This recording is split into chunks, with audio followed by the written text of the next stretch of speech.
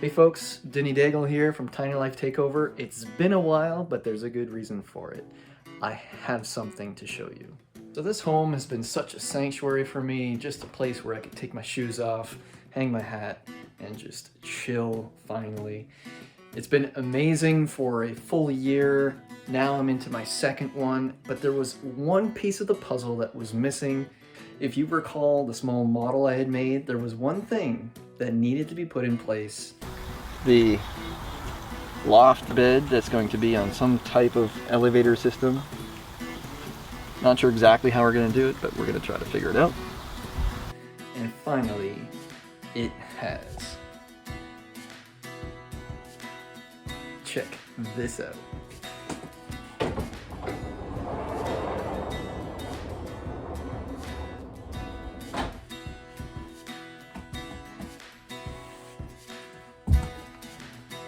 I have a bed. Here is how all of that went. Please enjoy.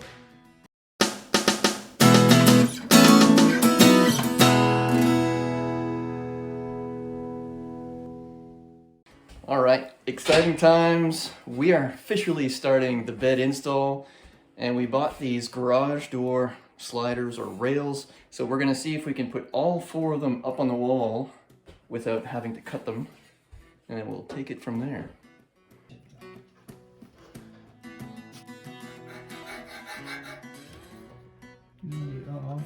And now that the four rails are in place, now we're gonna go buy the brackets that we're gonna put the small wheels on, and then we can get an exact measurement of the inside to start building up this frame. It's exciting. Even these little steps, one at a time, means we're not going backwards. We're moving forwards, my friends.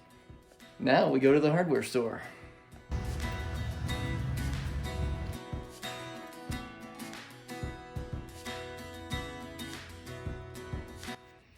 wanted to explain a little bit about how we decided to lay the rails down. So just imagine these are the rails that go up and down. Notice the curved side on each side. What we're choosing to do is put the wheels so that they're going to be pulling on opposite sides to sort of wedge it there. If it was like this, you would have this back and forth without being able to wedge it. So that's something else my dad helped me see. Thanks again, Dad. So to talk about how we're going to be building this, we are choosing to do 2x4 construction, and the way we're going to be doing this is by doubling up the rail on top of the wheel, and that's going to support the whole bed as it's going to move up and down. So one of the things that we're going to do is to create this step. So then when we measure these 2x4s out, one's going to be a little shorter by 1.5 inches on each side. Yeah.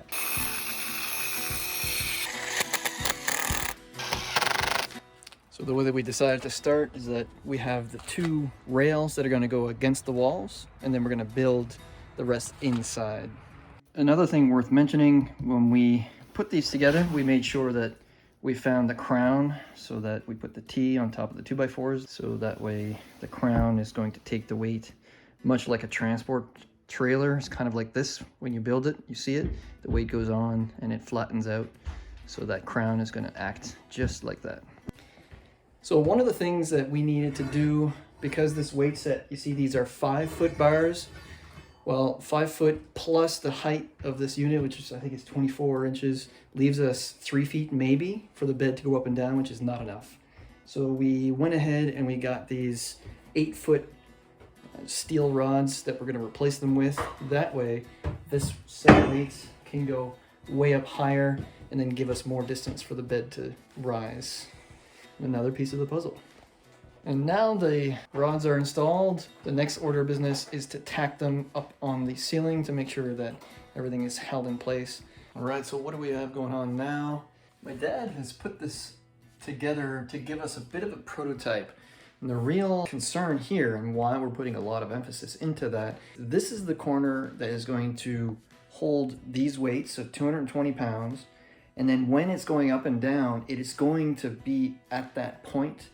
So we want to make sure that the bed, all the weight that's on here, before it rests on the 4 pins, when it's going up, it's going to be pulling this and the weight of the bed all on these pulleys that are going to be this corner. So that's why the first thing that we're doing is making sure that that works and is solid.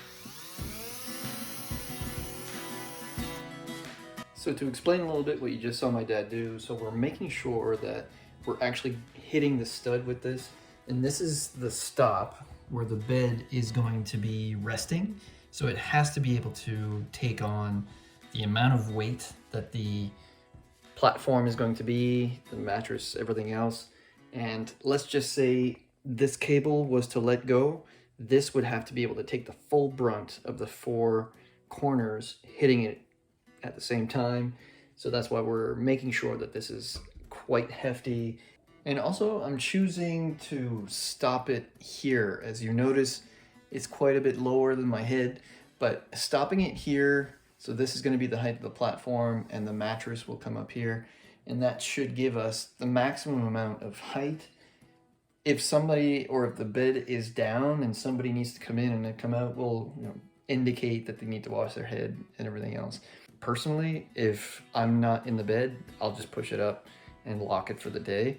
And if it's down, well, I'm probably just going to the washroom and back. So we'll see how that all works out.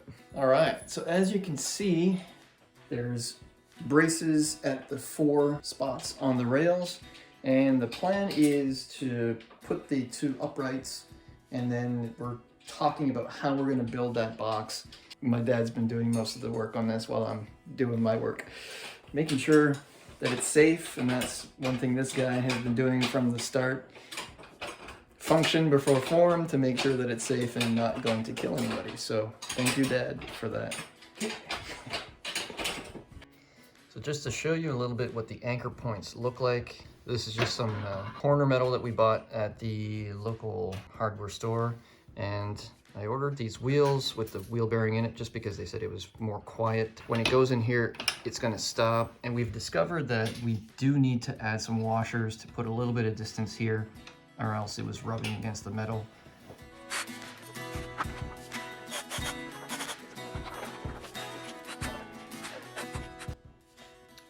And as you can see, what holds the wheel is just the regular garage door wheel holder accessory that we got at the local hardware store.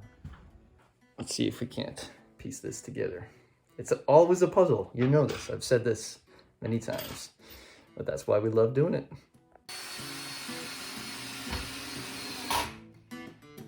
Just talking about how we're gonna frame the bed. It's just gonna be like a piece of wall at every 16.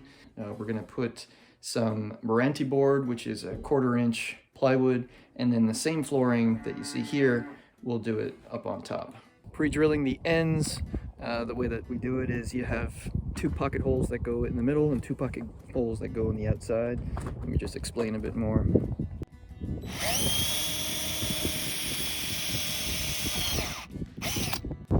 So you have 2 in the inside, and on the other side you have 2 on the outside, so obviously the screws will dodge each other, and you got a good solid bind. So here's what wood classically does. As my dad would say, mechanical advantage. Let's see if it works.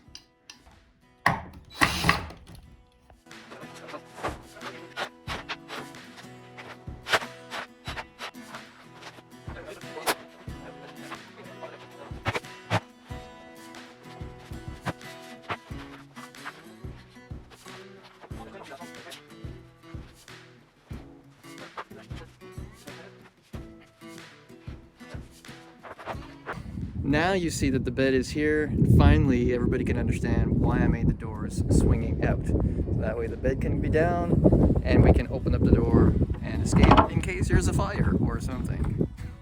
Makes sense in the end. Classic. Bit more progress, trying a prototype ladder, but this platform is 7 feet deep. Took 7 feet from here and went all the way down and found the right angle. And just putting these for now so that it's easy to hook up and it's easy to take off with just these eye bolts. I was thinking about putting my ladder down on that side, but I think that the ladder itself is kind of big, kind of bulky, and I'm thinking ahead to other people that would use this, how they would lift it up, and then you kind of going over the counter, you got a light here. It seems logical that it could be stored underneath here because this whole platform is going to be lifted up. In order to take this ladder, we thought maybe we can split it in two. And the other thing with this ladder is we wanted to try it just with 2x4s, and I noticed that the steps are a bit too narrow. So I'm gonna try to go for a 6-inch wide plank. And then what we would do is just put a hinge here so that when you have it folded out, it's pressing on the hinge the right way so that it compresses and it's fine. And then you would pull on the ladder to then be able to tuck underneath here. You could clip it in the middle, and it's going to be hinged here. So it's just a different way of approaching the ladder so that it's tucked away. We're not gonna have to have that awkward, putting it up there. Thinking ahead, other people doing it, make it something that's easy and kind of cool. I've never done a ladder like that, and I think it'll help a lot. And as I ordered a bed instead of sleeping on the couch, which has been great. That's what I'm sleeping on up there, but looking forward to having an actual mattress. Next thing is going to be to work out a way to be able to lift this to the top of the ceiling, but wanted to give you an update as we're working through this. Exciting day today.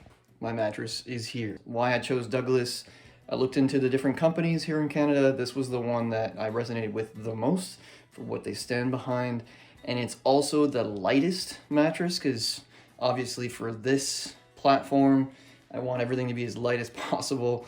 And I took it as an RV, so it's a queen RV size, which means instead of 80 inches long, it's 75. So being a hair under 6 foot, I find that that's going to be plenty. I'm looking forward to sleeping on a real mattress. So here we go.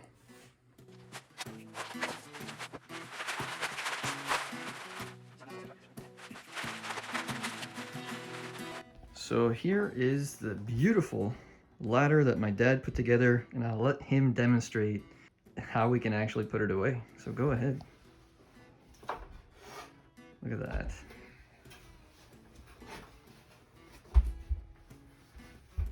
Just like that. And then we're gonna rope it up. Genius, this man. Good job. There you go. That'll hold the ladder up. So now to put this all together, my dad created this prototype. As you know, we're good at creating prototypes, and our neighbor was able to weld this together. So that is one of the big pieces that we need to make sure that it doesn't collapse as we're going to add all that weight. So there you go. You need to take the time to prototype and piece it together. So we have the new metal piece wedged in the corner, just temporarily put there, but it's about now lining up these pulleys so that they can meet up in that corner. And I'll tell you a little bit about what is done here. So the ceiling is 7 degrees, so it's flat. Added this little 7-degree piece. And the way this is mounted is that we have the pulley that's mounted on this metal plate. And the metal plate has a screw that goes into the rafter that is lined up here.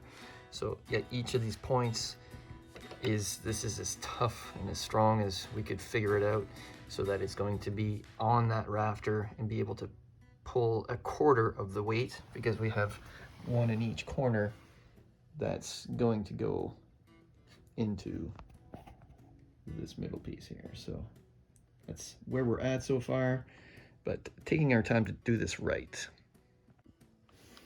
And maybe this will give you a better indication. So here's the pulley being attached on this piece, and then we have this bolt, a high capacity bolt that goes into the middle like this, and then we're able to tie it right to the rafter. And I think we need to edge these off so that it fits well inside. And that was the way that we can get most low profile, because there's not a lot of room up there. This makes it very close to the ceiling that the wire is going to come through. That's the theory, and now it's to put it to action.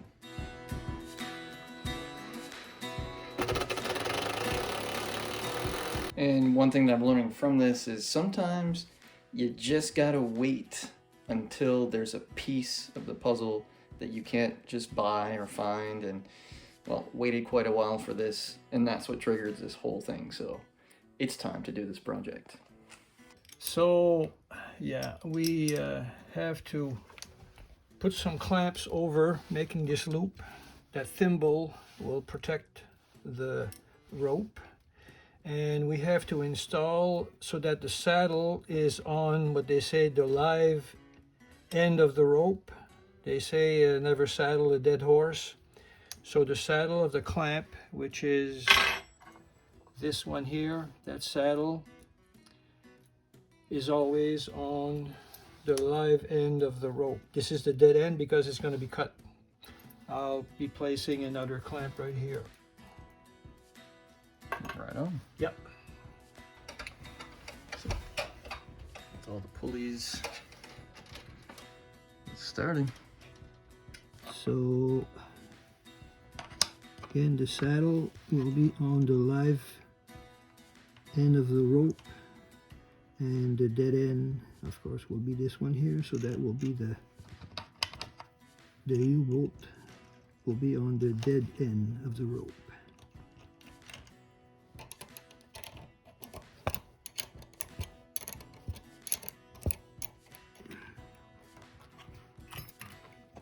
So now we're just going to tape it.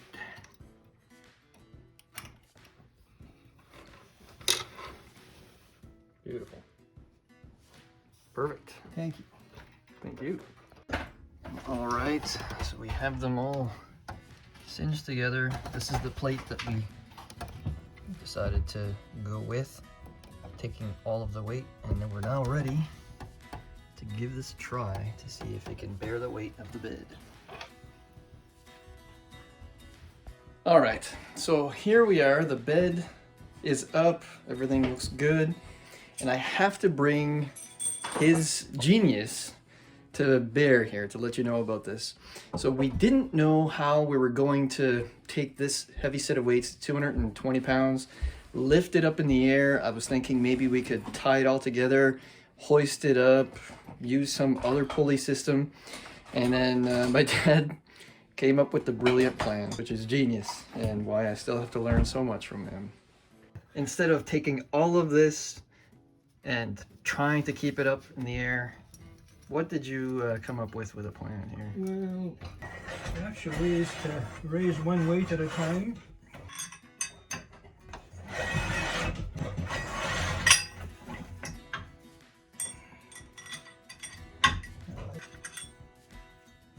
So far, Just leapfrog one plate at a time.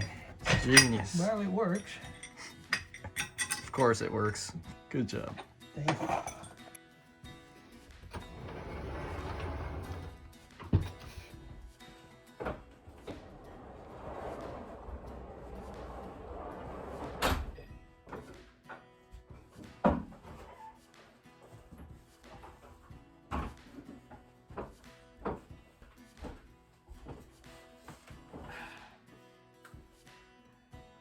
And so with that, my friends, I want to thank you for the long journey that you've been on with me, my dad, as we've been building this tiny house, finally having the last piece of the puzzle where everything makes sense. And I want to leave you with moments in this little luxury tiny house that I now live in and enjoy. So who knows, maybe there's some projects in the future with Tiny Life Takeover, more plant-based recipes, and just helping anybody and everybody that would like to give this a try to see that living tiny isn't about living with less. It's actually living a richer life. All right, my friends, thank you for watching, and please take care of each other, and God bless.